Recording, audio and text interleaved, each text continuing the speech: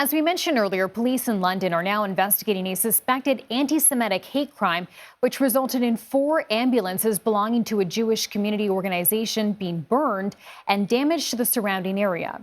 No one was injured. The number, though, of anti-Semitic incidents reported across the UK has climbed since Hamas's deadly October 7th attacks against Israel in 2023. And there's been a series of recent attacks in cities across Europe, including an explosion outside a Jewish school in Amsterdam and attacks in front of synagogues in Belgium. For more on this, let's bring in Jesse Brown. He is an editor at Canadaland, which is an independent media outlet based in Canada. So, Jesse, look, we're seeing this global uptick of anti-Semitic attacks. What does your research and reporting say about why? What's driving this?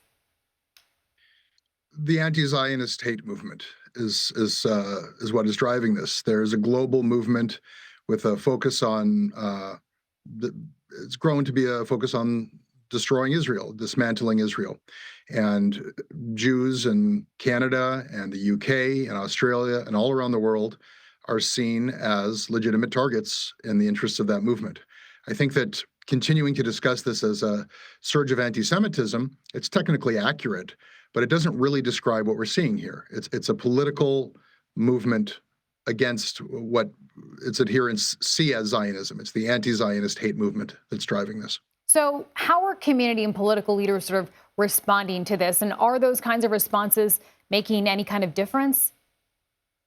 No, what we're seeing from our leaders here in Canada is very similar to what Prime Minister Starmer has given, which is a kind of what at this point is a rote statement that he is deeply shocked by what's happened and that anti-Semitism has no place in British society.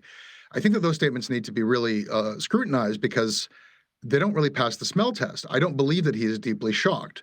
Anti-Semitic events in the UK, as in Canada, are at historic levels and have been for over 2 years.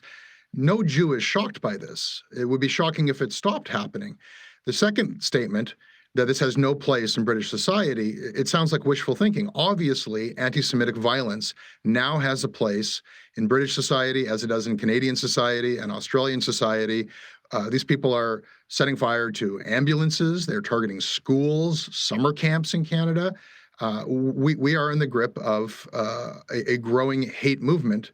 And it's not a surprise that it's being most keenly felt in countries where the foreign policy and the statements by leaders, while they denounce reflexively anti-Semitism, their policy statements are at best compatible with the political ambitions of the anti-Zionist movement. So, Jesse, in your opinion, what can or should be done to prevent this?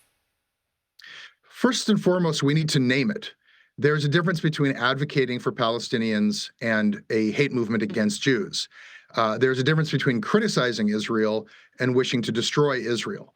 We need to call out this hate movement for what it is. It has a religious fundamentalist driver. It is the anti-Zionist hate movement. It is not just an Islamist movement. It also has a lot of backing from the academy and from progressive political movements. And it is a social threat, not just to Jews, but to society at large. When you start to torch ambulances that serve everyone, when you target schools and government buildings, when violence is deemed an acceptable form of resistance, this is a threat to everyone. So we need to get aligned here and stop pretending that we're fighting anti-Semitism. We're fighting the anti-Zionist hate movement. And I think political leaders need to stop offering thoughts and prayers and start taking responsibility and say, this is not acceptable. It ends now, and I am taking responsibility. Jesse Brown, thank you. Thank you so much.